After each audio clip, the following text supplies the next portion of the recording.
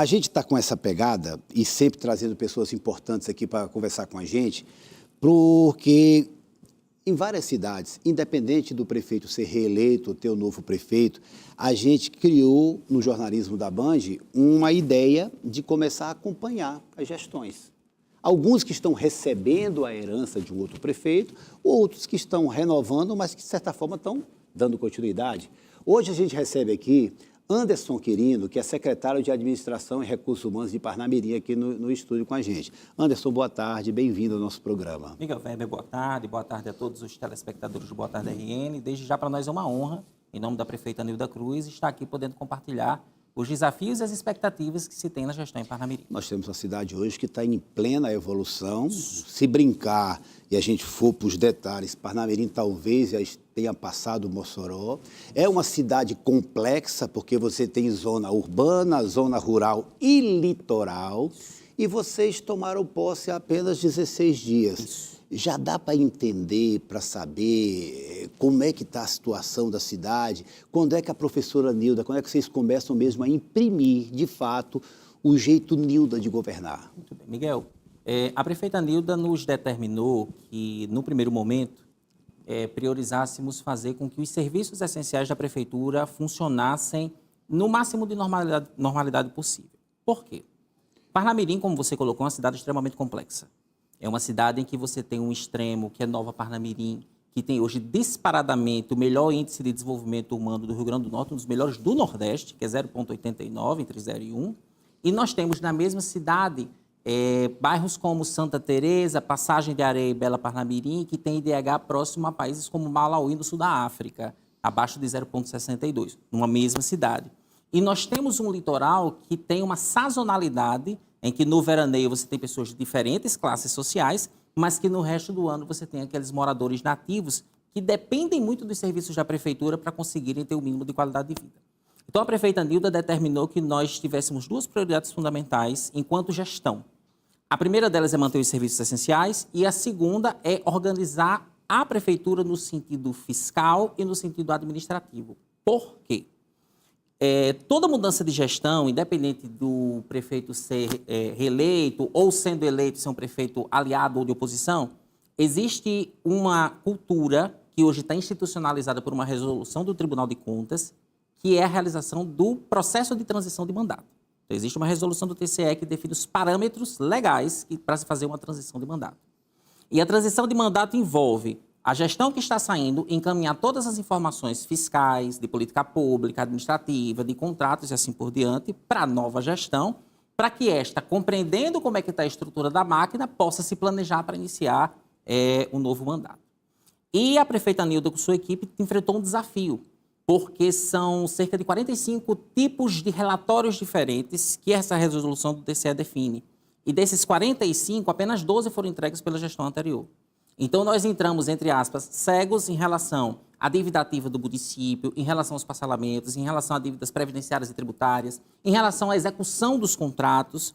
E isso fez com que, apenas ao tomar posse, a prefeita tomar posse, consequentemente seu secretariado, conseguíssemos ter pé de quanto é que a prefeitura tinha de receita, minimamente, e, ao mesmo tempo, a dívida do município, que hoje ela é algo muito maior do que nós imaginamos. Isso prejudica porque quando você tem uma boa... Gente, resumindo, se eu pudesse dar um exemplo, uma transição é o seguinte, eu estou vendendo a minha casa para Anderson, estou repassando a minha casa, quando eu facilito para ele, Anderson, aqui é um quarto, você pode guardar essas coisas aqui, aqui é a garagem, aqui se você precisar, se a lâmpada cair, está aqui, você vende esse transformador, ele já fica ciente do que está acontecendo. Quando a gente tem uma dificuldade na transição, é como se a nova gestão entrasse um pouco às cegas.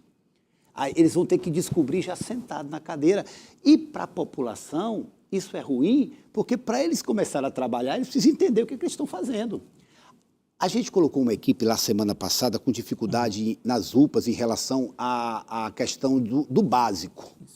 A gente não tem o básico. Para vocês é complicado porque a licitação não foi feita na nova gestão, porque não teve tempo hábil ainda. E se você pega isso aí com as prateleiras desabastecidas, complica para abastecer porque você precisa ter dinheiro e autorização do Ministério Público muitas vezes para poder fazer de forma legal.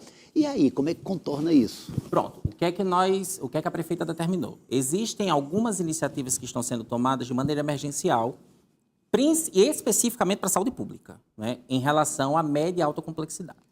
Então, nós estamos realizando processos de licitação em regime emergencial. Então, é uma licitação, segue o rito da Lei Federal 14.133 de 2021, mas ela acaba sendo um pouco mais curta. A gente trabalha por um regime de mutirão. Para que esses contratos possam ser celebrados, principalmente em relação a fornecimento de medicamentos, de insumos e exames laboratoriais para urgência e emergência, possam ser fornecidos o mais rápido possível, ainda no mês de janeiro. Pode ser emergencial? Pode, por causa da situação de calamidade do funcionamento da saúde pública em urgência e saúde, emergência. né? Por ser saúde, exclusivamente saúde. Uhum. Então, nós não estamos fazendo contratos emergenciais. São processos licitatórios de acordo com o previsto na Lei 14.133, na Lei de Licitações e Contratos, mas o prazo de execução dos passos que precisam ser cumpridos, ele está sendo de maneira mais curta, mais rápida, porque foi uma determinação da prefeita. Então, existe uma força-tarefa na prática para fazer com que todos esses processos, que geralmente numa licitação podem ocorrer de 60 a 90 dias, a gente consiga fazer em menos de 30 dias. Maravilha.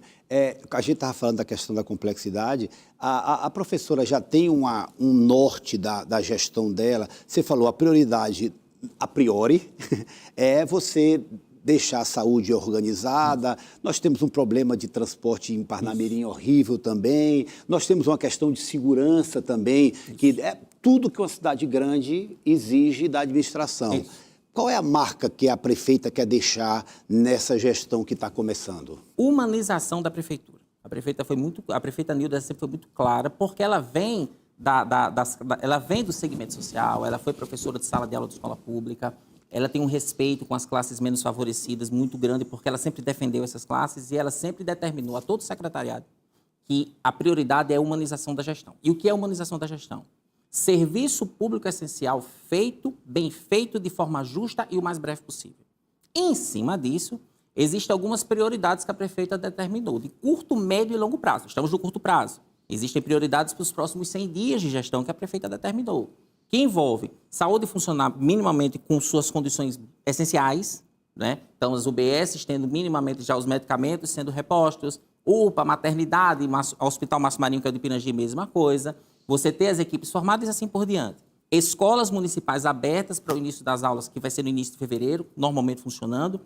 Inclusive, já revisando os contratos relacionados, por exemplo, a transporte escolar, que sempre foi um calo em Parnamirim. A prefeita Nilda sempre denunciou muito isso. E ela quer prioridade com relação à melhoria da qualidade do transporte escolar e assim por diante. Para que isso seja possível, para que essa humanização seja possível, a prefeita determinou que nós trabalhássemos 2 pontos essenciais. Valorização do servidor.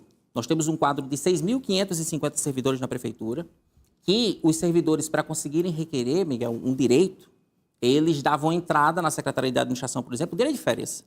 Muitas vezes esse processo que eles entravam em via eletrônica ficava 2 anos e meio sem resposta. Então, uma das prioridades que nós colocamos, que a prefeita colocou não é para durar 48 horas para ter resposta. Então, esse é um exemplo do processo de humanização que vai precisar ser feito para que esses servidores se sintam motivados a melhorar a qualidade do atendimento na ponta do usuário. E se dá condições de insumos e serviços para que esse atendimento possa ocorrer. Por isso, as contratações estão sendo feitas dentro da lei, mas de maneira mais rápida e urgente, respeitando a emergencialidade do momento, para que, após isso, a prefeita coloque as prioridades de médio e longo prazo, que envolvem muito essa palavra, Miguel. Humanização.